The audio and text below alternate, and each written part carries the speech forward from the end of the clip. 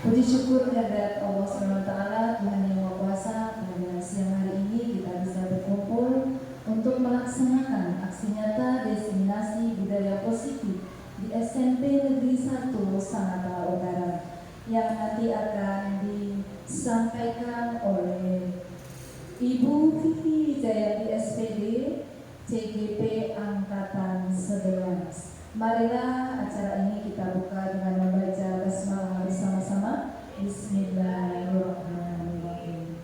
Terima kasih. Selanjutnya waktu dan tempat disilakan kepada Ibu Vivi Wijayanti SPD.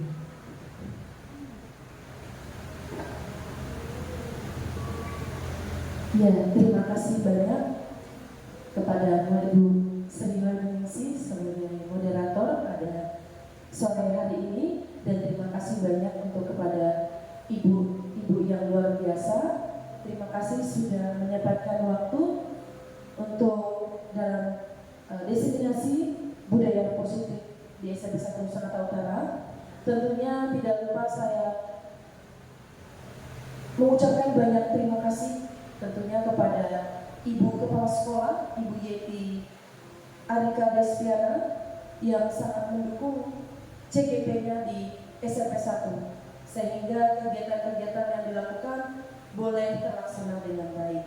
Jadi sekali lagi terima kasih banyak kepada Ibu Yeti yang selalu mensupport, selalu membimbing dan mengarahkan CGP-nya, dan terutama tidak terlepas dari Bapak Ibu Guru di SMP 1 Sanata Utara.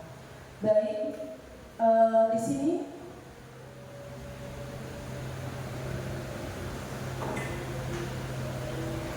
ya, sebelum saya memaparkan beberapa poin tentang budaya positif, pertama saya perkenalkan diri dulu, yang tentunya pertama dari fasilitator saya, Ibu Yuliani Fitriana MPD. Pengajar praktik saya Ibu Arlinda SPD, dan saya sendiri Ibu Wijayanti SPD, calon guru penggerak angkatan 11. Dan di sini ya, ini adalah konsep 1.4. Baik Bapak Ibu, sebelum saya lebih lanjut, di sini saya sudah mengikuti kegiatan pendidikan calon guru penggerak kurang lebih sudah 2 bulan, ya. Dan ini adalah tugas akhir kami dari modul 1.4. Jadi semoga selama penerapan pemahaman budaya positif di sekolah bisa kita dapat simak bersama-sama, dan mungkin bisa kita dapat laksanakan di sekolah. Baik, ini adalah konsep modul 1.4.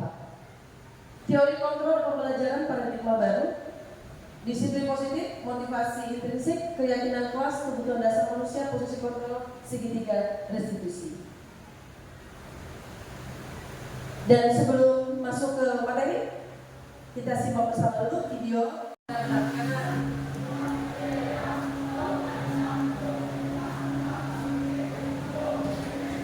Ya, silakan kita bersama melihat video yang akan saya putar.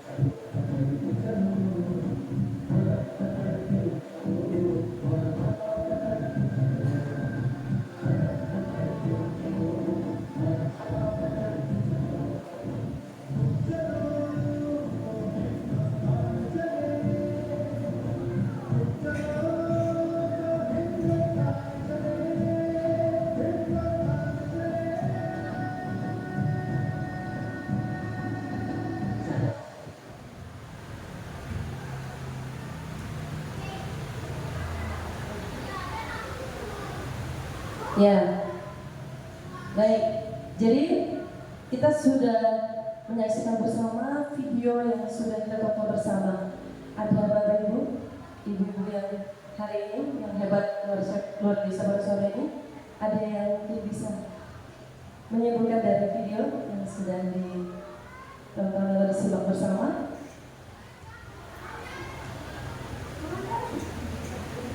Bagaimana seorang anak kecil yang luar biasa. Ada?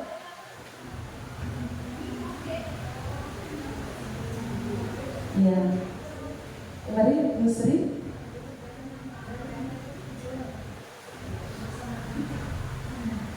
Baiklah.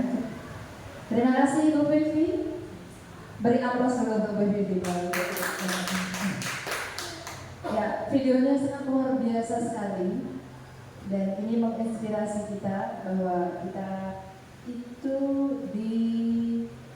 diarahkan atau kita diajak sama seorang anak, di mana itu ada sebuah kendala ketika dia mau berangkat sekolah atau ke mereka yang mau kerja, kemudian ada kendala, ada pohon yang jatuh, yang lainnya hanya terkesima saja.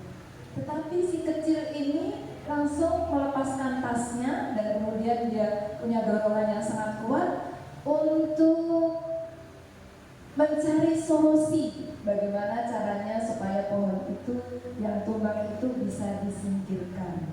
Makanya inilah luar biasanya anak-anak ini ya, sehingga dengan dia maju ke depan, kemudian yang lainnya otomatis itu si kecil aja seperti itu, kenapa saya tidak? Gitu. Akhirnya orang dewasa ikut, kemudian membantunya, dan luar biasa pohon kemudian bisa disingkirkan. Akhirnya pekerjaan ataupun apa tujuan hari itu bisa terlaksana. Demikian dari saya. Terima kasih. Iya, terima kasih Bu Sri yang memaparkannya pendapatnya tentang video yang bagaimana bisa memotivasi kita. Jadi di sini Bapak Ibu yang ingin saya sampaikan untuk kita bersama dalam budaya positif adalah bagaimana dalam video ini adalah ternyata untuk mendapatkan motivasi intrinsik atau dalam diri kita itu boleh dari anak kecil, boleh dari kalangan orang bawah, orang biasa, atau mungkin bahkan orang dari atas, ya, atau mungkin orang yang berada. Jadi motivasi itu bisa timbul dengan dalam diri kita itu dari siapa saja. Kita boleh belajar dari siapa saja. Jadi termasuk anak kecil ini tadi, ya, dia memiliki motivasi intrinsik, dia mengingatkan dirinya bahwa saya tidak boleh mengikuti yang lain. Jadi ini dorongan, ya, budaya positif itu ya harus ada bahasanya dalam kesadaran diri. Iya, bahwa anak kecil pun bisa menggerakkan kita, menyadarkan kita bahwa ayo kita perlu untuk bagaimana bergerak, untuk bagaimana membuat suatu hal yang baik. Jadi anak kecil ini sangat luar biasa, sudah memberikan contoh motivasi intrinsik, ya. Bahkan orang dewasa pun belajar dari si anak kecil ini, luar biasa. Oke, baik, kita lanjut ke slide berikutnya. Dan ya, kita coba melakukan kegiatan cobalah buka. Ya, silakan Ibu siapa? Oh ya, Bu Lia? Ya, oke, dan Bu Ramla. Oke, terima kasih banyak. Ya, coba ya. Jadi yang A siapa? Yang A? Yang A? Ya. Ya. Yang menggenggam? Ada yang menggenggam? Ya. Oke, silakan. Ibu Lia apa? Ibu Ramla yang menggenggam atau Ibu Lia? Iya, baik, silakan. Ini yang ya.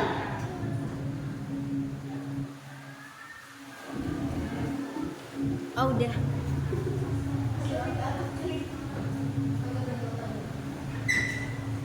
Udah, ya.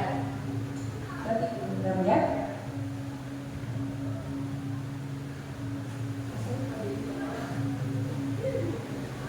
Ibu Ramla, boleh saya tahu apa yang Ibu genggam?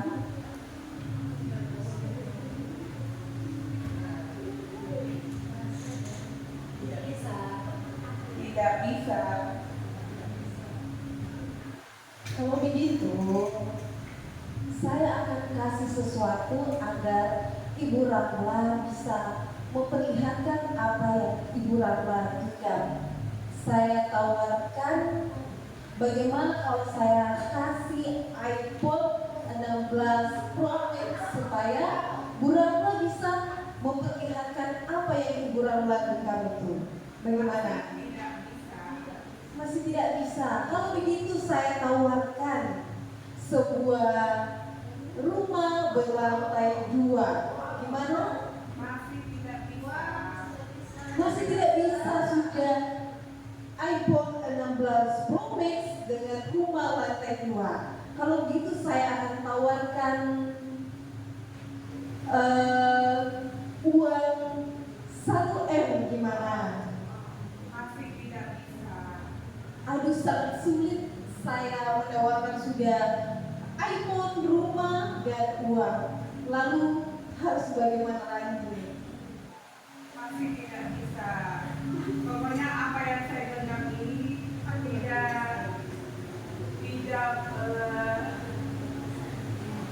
tidak harus ada yang menginginkan, tidak ada yang harus tahu yang menginginkan apa yang saya genggam. Kalau begitu, apa yang Bu Ramla butuhkan supaya saya bisa melihat apa yang Bu Ramla genggam?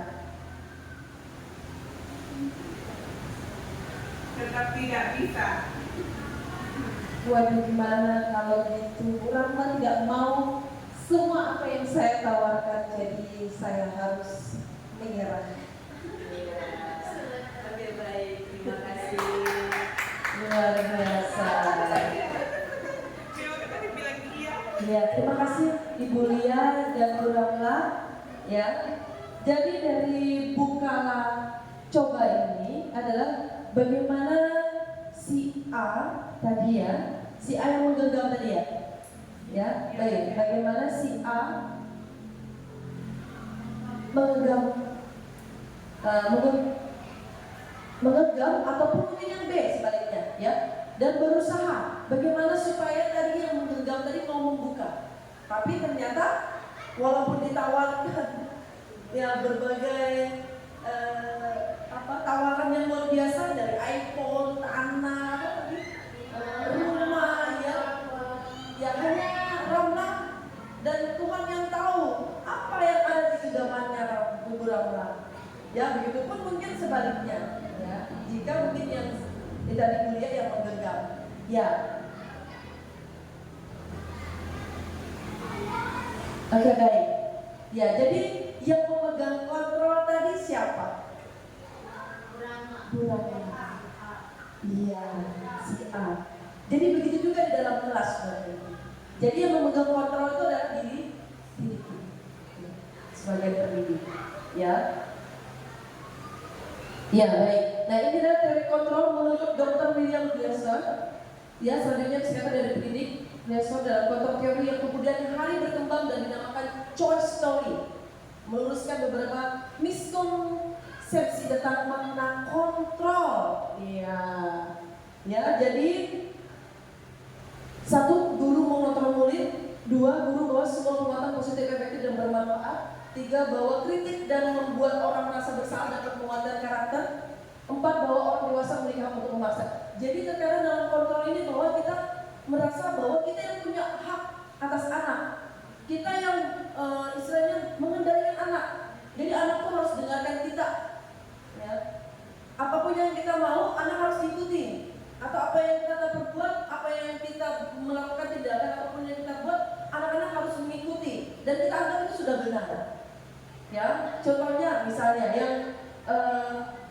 yang sering kita mungkin termasuk, ya, saya sebagai ibu juga yang sering yang mungkin kita tanpa sadari, ya, kita sering yaitu membuat rasa bersalah. Ya, contohnya misalnya, nah, kamu jangan berbuat salah ya. Atau kenapa kamu membuat suatu kesalahan? Kamu tidak kasihan sama ibu sebagai gurumu atau mungkin sebagai wali kelasmu, ya. Jadi mungkin di satu sisi kita mungkin keinginan kita supaya anak ini berubah, tapi ternyata ini salah satu, ya, miskonsepsi yang selama ini kita keliru, ya. Nah, terus bahwa orang dewasa menikah untuk memaksa. Nah, ini yang mungkin terkadang kita lakukan dalam pengajaran kita atau pengajaran kita, ya. Ya, kita lanjut ke materi berikutnya, yaitu pembelajaran paradigma baru, yaitu pembelajaran yang berpusat pada murid, ya. Dan tentunya berorientasi pada perkembangan potensi dan penguatan karakter sehingga tercipta murid yang memiliki profil pelajar Pancasila. Contohnya dalam 6 elemen profil pelajar Pancasila yaitu gotong royong. Ya, jadi dia paradigma baru yang sebagaimana yang sudah di Bapak Kiai Dewantara, ya, Bapak Pendidikan, ya, untuk kita, yaitu pembudayaan buah budi manusia yang beradab dan buah perjuangan manusia terhadap dua kekuatan yang selalu mengelilingi hidup manusia, yaitu kodrat dalam zaman atau masyarakat. Ya. Jadi itulah tadi paradigma baru, bagaimana Bapak Kiai Dewantara untuk mengubah studi yang kebiasaan kita, ya, yang istilahnya dalam pembelajaran, ya, yang hanya sesuai yang kita mau, bukan sesuai kebutuhan murid, ya, seperti itu. Ya, kita masuk ke disiplin positif. Ya, bagaimana cara kita mengarahkan murid untuk mengontrol diri dan bagaimana menguasai diri untuk memilih tindakan yang mengacu pada nilai-nilai kebajikan. Ya, disiplin. Nah, biasanya disiplin ini, makna disiplin selalu diartikan yang negatif. Contohnya menghukum, betul tak? Betul Bapak Ibu. Ya, menghukum. Pokoknya dengan kata disiplin, menghukum. Ya, sebenarnya disiplin itu adalah bagaimana di dalam budaya positif ini, bagaimana disiplin ini menjadikan anak-anak, ya, menjadi kebiasaan yang melakukan hal dorong atau memiliki kebiasaan dorongan dari dalam motivasi diri sehingga disiplin itu dapat menjadi kebiasaan yang baik yang dapat diterapkan di sekolah maupun di sekolah. Ya, jadi bagaimana disiplin positif ini, ya, bisa mengubah mindset kita, bahwa disiplin ini bagaimana mengubah anak, ya, mengubah anak menuju ke masa depan yang lebih baik, bukan menghukum tadi, ya, atau bukan mengucap anak bahwa kamu tidak baik atau kamu selalu berbuat salah, ya, gitu, sama, ya. Nah, jadi disiplin juga memiliki dapat menggunakan tanggung jawab dan kemarin dalam diri murid, ya. Jadi ini yang perlu kita dapat perhatikan bersama dalam penerapan dan pemahaman budaya positif. Nah, lalu motivasi intrinsik, Jan Carlson dalam bukunya Restructuring School Discipline, ya, mohon maaf kalau mungkin ya bacanya kurang tepat ini, ya, menyatakan ada 3 motivasi perilaku manusia, ya, yaitu menghindari ketidaknyamanan atau hukuman, lalu kedua mendapatkan imbalan atau penghargaan dari orang lain untuk menjadi orang yang mereka inginkan dan menghargai diri sendiri dengan nilai yang mereka percaya. Jadi maksudnya di sini adalah untuk menghindari ketidaknyamanan atau hukuman. Jadi ini yang mendorong dalam diri seseorang atau murid kita melakukan suatu hal yang baik karena ingin menghindari tadi, ya, ketidaknyamanan dan menghindari hukuman. Iya, iya. Lalu yang kedua, mendapatkan imbalan, bagaimana mereka dapat berprestasi, ya, dapat suatu penghargaan, apalagi dalam diri dia itu pengen melakukan hal yang supaya mendapatkan imbalan dari atau penghargaan dari orang lain, ya, mendapatkan reward yang baik, ya. Lalu yang berikutnya untuk menjadi orang yang mereka inginkan. Jadi mereka melakukan hal apa yang mereka yakini, ya, terutama apa yang mereka yakini baik. Ya, jadi ini yang mendorong motivasi dalam murid, ya, dorongan dalam murid, yaitu tadi motivasi intrinsik.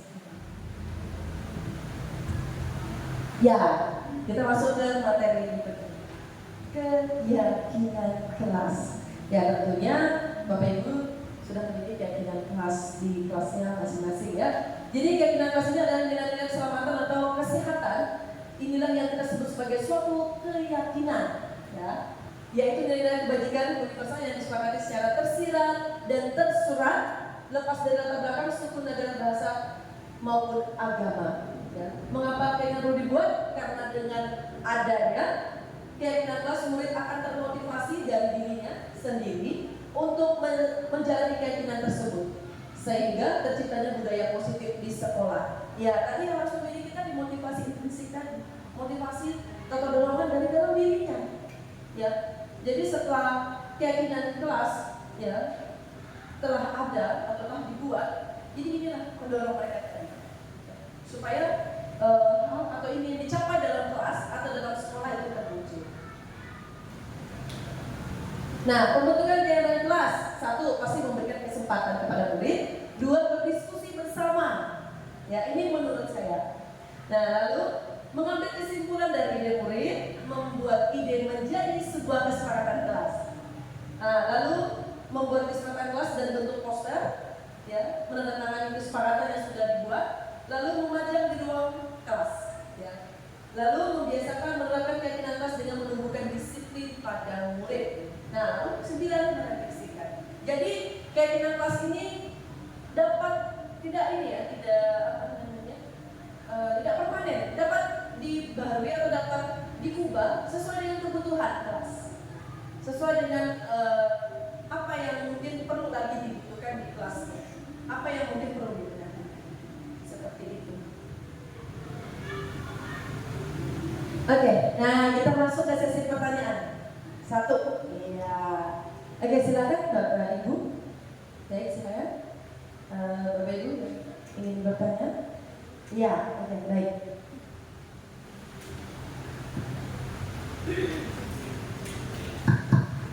Assalamualaikum warahmatullahi wabarakatuh dan selamat pagi.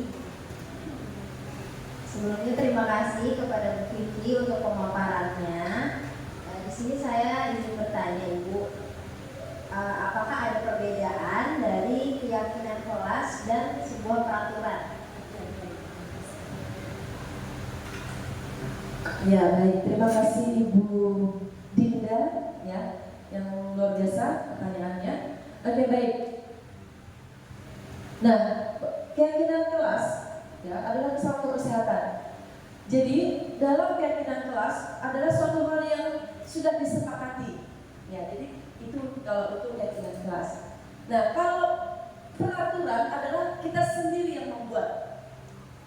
Kita sendiri yang menentukan bahwa ini adalah suatu peraturan. Nah, kalau keyakinan kelas yang sebagaimana sudah kita bersama-sama di materi keyakinan kelas, kesepakatan, ya. Apalagi ya ditentukannya ada pertama adalah memberikan kepada masing-masing murid. Jadi ada kesepakatan dengan siswa dan guru. Itu. Jadi peraturan adalah kita sendiri yang membuat. Oke, terima kasih. Ya, terima kasih banyak Ibu. Ya, kita masuk ke materi berikutnya. Oke, sebelum itu saya uji semangat dulu ya. Walaupun sudah sore tapi tetap semangat. Jika saya katakan guru penggerak, jawabnya tergerak, bergerak, menggerakkan. Supaya ada semangat. Tetap semangat pagi ya. Tetap semangat pagi ya. Coba kita latihan dulu ya. Guru penggerak, tergerak, bergerak, menggerakkan. Sekali lagi. Guru penggerak, tergerak, menggerak, menggerakkan. Maaf saya kesana. Ya, luar biasa. Oke, masih semangat ya? Masih semangat, luar biasa. Ya, kita masuk ke materi berikutnya yaitu kebutuhan dasar manusia. Nah, menurut William Glasser dalam teorinya ada 5 kebutuhan dasar manusia. Ya, yang pertama kebutuhan bertahan hidup. Ya, yang kedua kasih sayang. Iya. Dan rasa diterima. Lalu 3 penguasaan. Keempat kebebasan. Kelima atau terakhir kesenangan. Iya. Dan yang dimaksud dalam kebutuhan bertahan hidup ini adalah tentang ekonomi, Mama. Iya, tentang bagaimana mempunyai kebutuhan pangan, ya, pangan setiap harinya, ya. Terus seandainya ini ada anak kita yang tidak membawa bekal, ya, dan dia kelaparan, ya itu berarti dia ingin apa? Kebutuhan yang dia inginkan adalah bertahan hidup, ya, karena dia merasa lapar. Iya. Atau kita Bapak Ibu guru juga, ya, saat mungkin sudah lelah, iya, pasti, iya, pasti butuh ingin ya. Jadi yang kita butuhkan, yang kita inginkan adalah kebutuhan hidup yang ingin kita pertahankan. Ini adalah satu dari menurut William Glasser. Lalu yang kedua, kasih sayang dan rasa diterima. Iya, yang maaf, saya jomblo. Iya, jadi kasih sayang yang saya butuhkan dari ibu-ibu, dari rekan-rekan, dari teman sahabat. Ya, kalau yang sudah menikah berarti dari suami, tentunya dari anak, ya, atau dari yang sudah punya pacar. Bu Dinda sudah punya pacar? Iya, dari berarti Bu Dinda dengan pasangannya, ya. Nah, itu yang nomor 2, ya. Lalu yang ketiga, penguasaan, kebutuhan pengakuan atau atas kemampuan. Itu tadi ingin diakui, ya. Dia ingin menguasai kelas, dia ingin menguasai sesuatu, ya. Jadi hal yang ingin dipertahankan adalah kekuasaan atau penguasaan tadi. Oke. Lalu yang kedua, kebebasan. Iya, kebebasan. Misalnya dalam kelas anak-anak berlari, ya. Lalu kita coba bertanya. Jadi dari dia berlari, anak ini kita berlari tadi, mungkin bonus saja. Mereka kebutuhan yang mereka ingin pertahankan adalah kebebasan. Lalu ke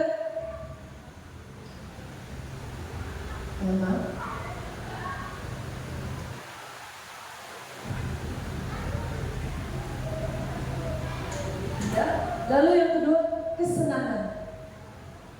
Ya, kesenangan ingin rekreasi. Terus anak-anak ingin membutuhkan kelas yang bervariasi, ya. Yang dari pembelajaran yang berpusat pada murid, yang istilahnya bisa diberikan metode pembelajaran yang mungkin lebih menarik. Ya. Jadi kebutuhan yang mereka inginkan adalah kesenangan. Oke.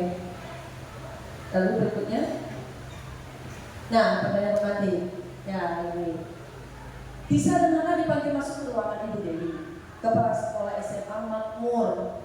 Ibu Dewi baru saja mendapat pengaduan dari Ibunda Tisa bahwa Hana menggunakan kata-kata kasar dan merendah-rendahkan Tisa di sosial media. Ya. Pertanyaannya, bila Anda adalah seorang kepala sekolah, penerapan disiplin apakah yang akan Anda lakukan untuk kasus ini? Ya. Ya.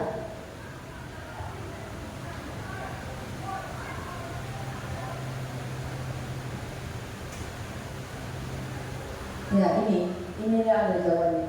Merujuk pada situasi yang sedang dihadapi Ibu Dewi, Kepala Sekolah SMA Makmur, ya, dalam konteks penegakan disiplin positif, Ibu Dewi sebaiknya mencari tahu terlebih dahulu, ya, alasan Hana melakukan tindakan tersebut agar mengetahui kebutuhan mana yang sedang berusaha dipenuhi oleh Hana tadi, ya.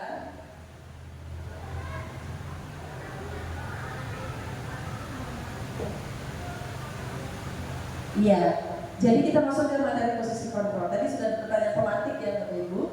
Ya, berikutnya kita sampaikan suatu program disiplin positif yang berpusat pada murid yang dikembangkan oleh Dian Pusat dengan pendekatan restitusi yang disebut dengan 5 posisi kontrol. Ya, yang pertama penghukum. Ya, contohnya patuhi aturan saya atau awas. Ya, jadi ini yang sering kita tanpa sadari. Ya. Lalu yang kedua, membuat rasa bersalah. Ya. Ibu sekali dengan kamu. Lalu yang ketiga, teman. Ayo bantulah demi bapak ya. Lalu yang keempat, pemantau. Sanksi atau konsekuensinya apa? Ya, ini kalau di posisi kontrol teman. Lalu yang berikutnya, yang kelima adalah manajer, yaitu apa rencana kamu untuk memperbaiki diri. Ya, jadi dari tadi dari pertanyaan pemantik tadi posisi kontrol yang harus bagaimana tadi Bu Dewi harus lakukan. Tadi harusnya bertanya alasan mengapa melakukan tindakan tersebut. Iya, jadi dari kelima posisi kontrol ini Ibu Dewi di posisi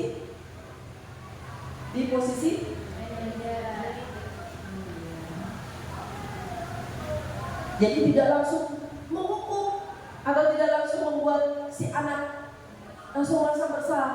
Ayolah anak, kenapa? Tidak kasihan sama ibu, kepala sekolah, nanti nama baik kita. Nah, itu kan membuat merasa bersalah ya. Atau teman, ya. Tidak mungkin ibu kepala sekolah. Ayolah aku. Ya. Oke, nah pemantau dan manajer ini dapat juga kita terapkan dalam budaya positif. Tetapi kita sebagai pendidik, kita lebih mengutamakan diri kita dalam budaya positif ke posisi kontrol. 5 posisi kontrol yang terakhir yaitu manajer, ya. Karena kita harus memperbaiki anak supaya mental dan semangatnya kembali. Tentunya kita persiapkan anak-anak kita ke masa depan. Jadi posisi yang paling ideal adalah manajer sebagai pendidik. Jadi semoga dalam penerapan dan pemahaman budaya positif ini, yang baik saya maupun ibu sekalian yang luar biasa, kita dapat menerapkan sebagai manajer. Bagaimana kita mengajak anak untuk dapat memperbaiki setiap masalah atau kesalahan yang dilakukan. Ya. Lalu berikutnya,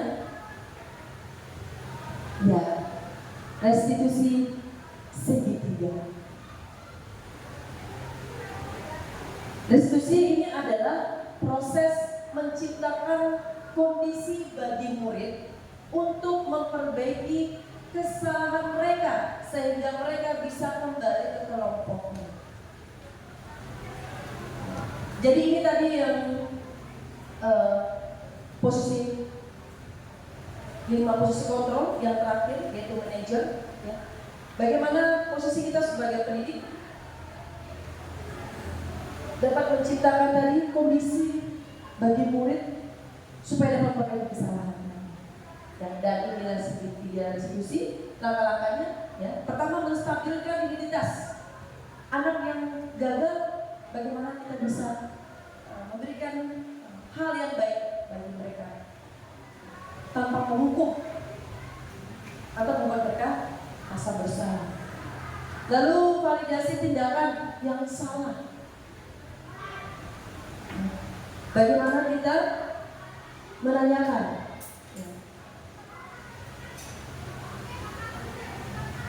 hal apa yang bisa mereka perbaiki dari kesalahan. Nah, lalu menanyakan keyakinan, menanyakan keyakinan.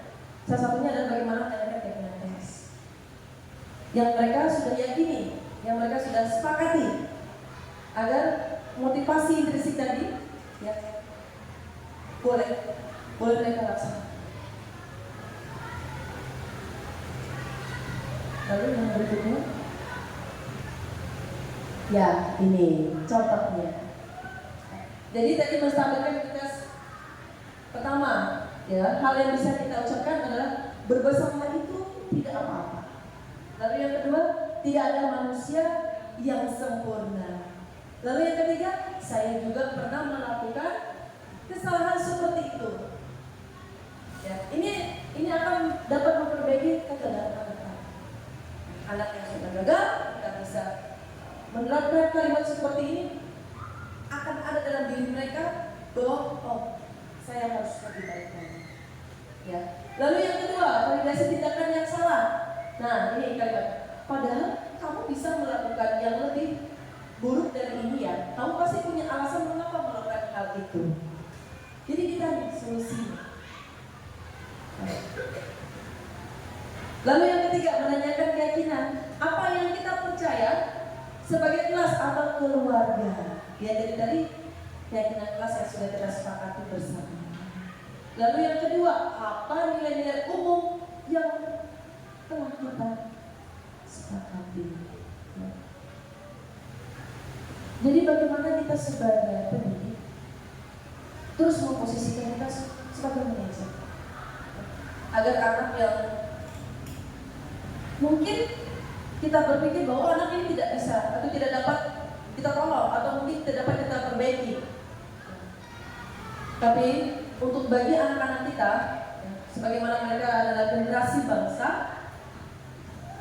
bagaimana kita dapat mengubah anak yang gagal menjadi anak-anak yang di masa depan menjadi anak-anak yang luar biasa, menjadi anak-anak yang sukses, menjadi anak-anak yang berkarakter, dari ketakwaannya kepada Tuhan Yang Maha Esa,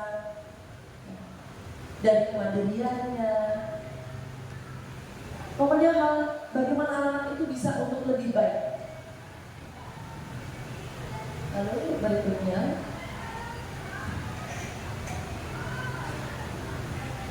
ya, yang masuk dalam sesi pertanyaan kedua. Dari Ibu yang luar biasa, tidak ada yang ditanyakan tentang hal yang tadi sudah kita saksikan bersama tadi dari beberapa materi. Ya, ini ya dari kebutuhan 5 kebutuhan dasar manusia menurut William Glasser, ya, dari pertanyaan yang sudah kita simak bersama, dan bagaimana Ibu Dewi ya, sebagai kepala sekolah, ya.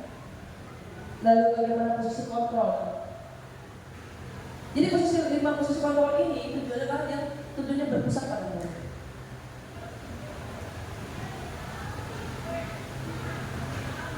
Nah, ini tadi 5 posisi kontrol yang menurut J.R. Quotient tadi dengan pendekatan persekusi.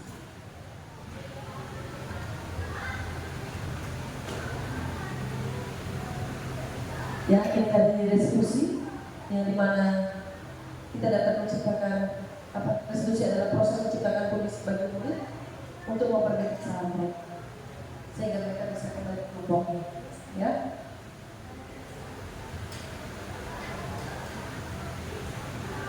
Ya, silakan Ibu.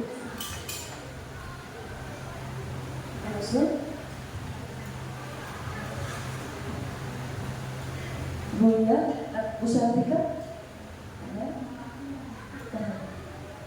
Mungkin ada hal yang perlu kita diskusikan bersama. Ya.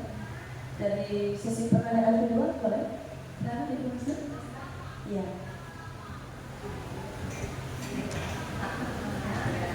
Bismillahirrahmanirrahim. Assalamualaikum warahmatullahi wabarakatuh. Terima kasih atas kesempatan yang diberikan oleh Ibu. Pertanyaan saya seperti Ibu mengenai tadi yang kelima itu, di samping biasanya kalau misalnya karena saya sebagai wali kelas kita biasanya dari awal kita buat kesepakatan kelas nih. Nah, bagaimana cara kita ini untuk mengatasi setelah membuat kesepakatan kelas itu masih ada anak-anak yang melanggar? Itu aja. Terima kasih. Luar biasa pertanyaannya, ada tepuk tangan dulu ya. Ya, sungguh benar itu Ibu ya, sungguh benar, dan pertanyaannya sangat-sangat luar biasa. Oke, baik.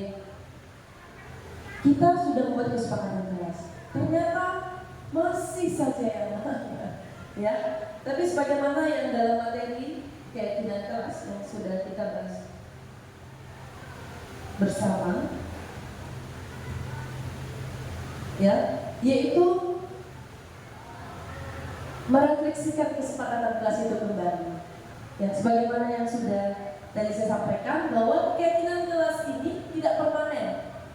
Sewaktu-waktu mungkin dapat kembali direvisi, ya, karena kita melihat bahwa oh ini sepertinya kita refleksikan kembali dan bagaimana kita memberikan atau membuat kesepakatan keyakinan kelas lagi supaya apa yang menjadi kebutuhan di kelas dapat tercapai. Ya, apa yang menjadi kesepakatan bersama untuk mencapai sebuah keberhasilan dalam kelas itu yang dapat dilakukan. Jadi merefleksikan kembali dan perlu kita sadari bahwa keyakinan kelas tidak permanen. Ya. Jadi sewaktu-waktu bisa diubah sesuai dengan kebutuhan. Contohnya di kelas saya juga ada 2 semester. Jadi mungkin bisa kita refleksikan 3 bulan sekali, atau mungkin 1 semester dong. Kita membangun kesepakatan lagi dengan anak-anak sampai di mana bahwa kelas ini mencapai sesuatu yang lebih baik seperti itu. Baik Ibu Hasan?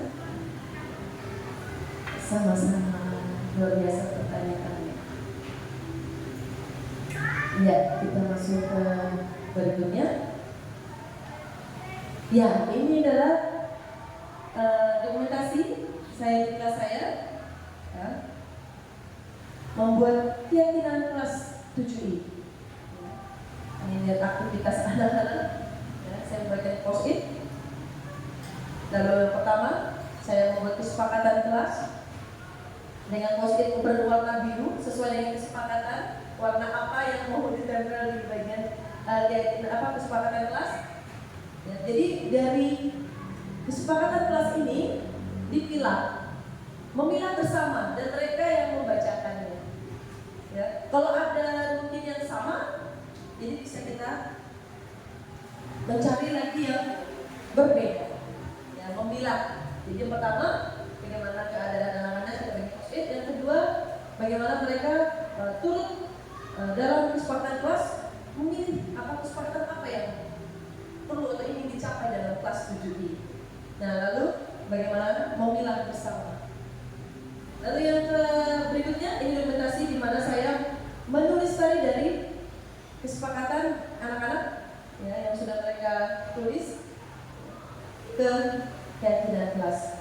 Dari kesepakatan kelas bagaimana kami bersama mengubah ke kalimat yang positif, kalimat yang lebih. Lalu setelah dari keyakinan kelas ke nilai kebajikan, ya, ke nilai-nilai kebajikannya. Lalu setelah ke nilai-nilai kebajikan, ke peran guru dan ke peran murid dan ke peran guru.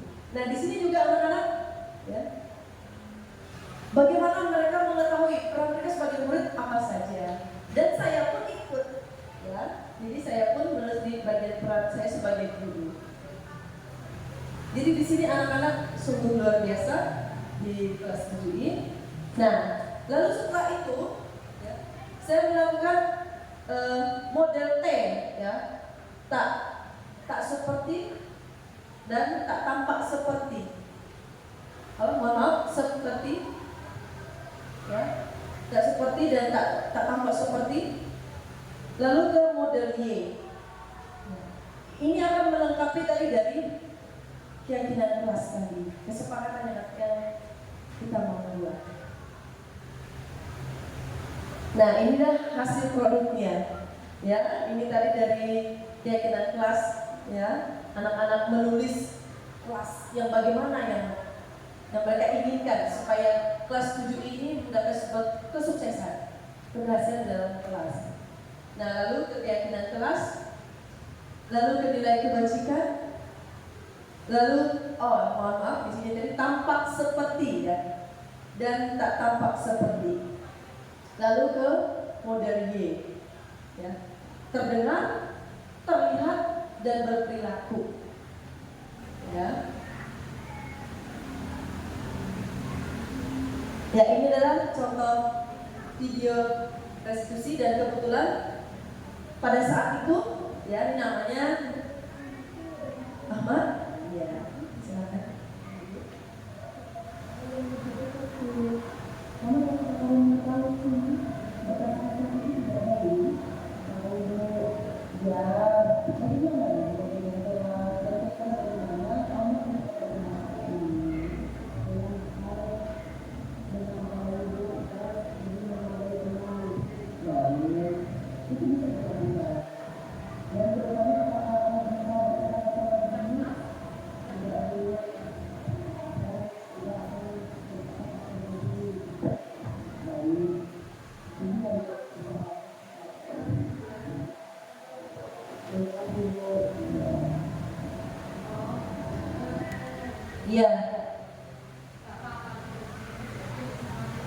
Jadi di sini bagaimana saya memposisikan saya di 5 posisi kontrol sebagai manajer. Ya. Lalu bagaimana si peserta didik ini, ya, dia juga memiliki kebutuhan atau keinginan apa yang ingin dipertahankan, ya, yaitu kesenangan atau kebebasan atau kebutuhan hidup, ya. Jadi di mana posisi saya di sini tidak langsung menghukum. Bagaimana kita sebagai pendidik, semoga ke depan posisi manajer itu bisa kita terapkan di dalam pembelajaran kita, agar anak-anak yang gagal bagaimana kita memperbaiki mereka dan kita mulai kembali berdoa menjadi lebih baik. Baik, sebelum mungkin setelah itu ada yang mungkin lagi kita diskusikan bersama dari materi-materi yang sudah bagaimana saya sudah memaparkannya, atau ada yang ingin menyimpulkan dari diseminasi budaya positif di SMP 1 Sangatta Utara. Boleh? Ibu Sri, silakan. Luar biasa Ibu. Terima kasih waktunya. Sedikit menyimpulkan ya ini, pada intinya adalah sangat terima kasih ilmu yang telah diberikan dari Ibu Vivi. Semoga kita bisa mengaplikasikannya di kelas, baik itu ketika mengajar ataupun di luar kelas ketika kita bersama dengan anak-anak. Dan untuk yang sangat fokus itu adalah di nomor 5 tadi, kita sebagai manajer ya. Sebenarnya yang kita lakukan selama ini mungkin ada manajernya tapi hanya sedikit saja. Banyaknya adalah kita itu supaya mereka merasa bersalah. Ketika bersalah kemudian, oh ya sudah di situ, dia sadar kalau saya salahkan gitu. Nah, kemudian ketika salah kita ternyata banyak ngasih hukuman. Atau sebaliknya kita ngasih reward kan gitu ya. Jadi akhirnya terbandingkan antara yang dia itu bersalah kita hukum, kemudian yang berprestasi kita kasih reward. Akhirnya untuk kesepadanan itu sepertinya kurang. Kalau anak-anak yang mungkin dia aktif atau berpikir kritis, oh saya ingin seperti dia. Tapi kalau yang tidak, berarti dia justru malah akan tidak mau ngapa-ngapain gitu. Saya hanya bisanya begini, malu dan lain sebagainya. Itu yang kita alami atau kita temui untuk anak-anak kita. Jadi kesimpulannya adalah kita berusaha dan bergerak supaya nanti kita bisa menjadi menerapkan yang manajerial itu. Nah, dan kemudian kita beri kesempatan kepada siswa untuk tadi itu dalam kesepakatan tadi ya, keyakinan luar biasa Bu Vivi ya. Ini nanti saya akan terapkan juga ini untuk di khusus pelajaran PAI ya, jadi mereka supaya bebas untuk berkarya, bebas berpendapat, maunya apa, tema hari ini seperti ini, kemudian maunya seperti apa gitu. Ya itu kesimpulannya. Terima kasih banget Bu Vivi, manfaat sekali ilmu yang telah diberikan. Terima kasih. Terima kasih banyak Ibu. Ya, jadi mungkin kita jangan berpikir dulu bahwa bagaimana caranya supaya konsisten. Ya, motivasikan dari dalam diri kita, Ibu yang luar biasa. Ya, supaya terciptanya tadi keadaan atau pembelajaran bagaimana kita bisa dapat memberikan hal yang terbaik untuk anak-anak kita. Sebagaimana dalam filosofi Kehadiran Dewantara, ya, membuat anak merasa nyaman, bahagia, ya, mendapatkan pembelajaran sesuai dengan kodrat, baik kodrat alam maupun kodrat jalan. Ya Bapak Ibu ya, jadi benar dari Bu Sri, terima kasih banyak bahwa saya juga sama. Ya, sebelum saya mengikuti CGP, ya, Saya selalu dalam posisi sebenarnya ada dua, ya.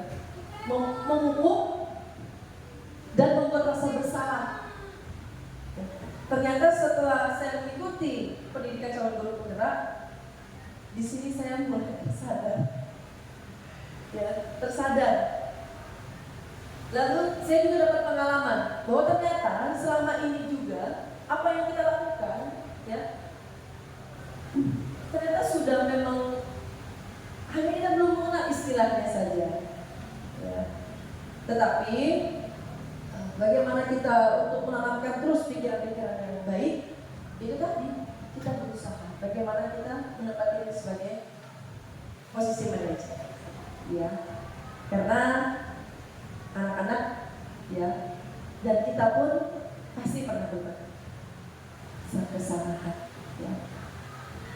Jadi mengapa budaya positif ini perlu kita terapkan di sekolah? Karena mengingat banyak sekali pergeseran-pergeseran moral, banyak sekali kekeliruan. Jadi bagaimana kita pendidik, ya, tidak membiarkan itu berlarut. Jadi saya sebagai Bu Widianti sebagai guru calon guru penggerak angkatan 11 sepakat, ya, mendiskriminasikan budaya positif, ya. Jadi itu yang bisa saya sampaikan dalam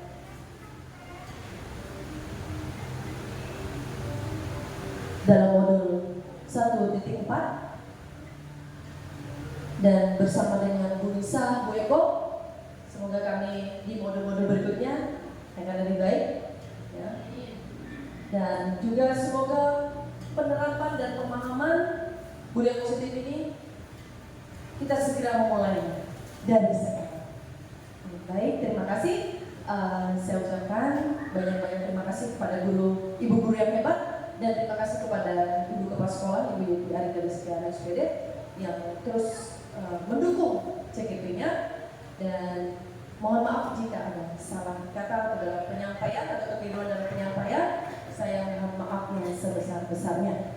Terima kasih. Assalamualaikum warahmatullahi wabarakatuh. Selamat sore. Saya kembalikan ke moderator. Beri aplaus buat Ibu Vicky, luar biasa.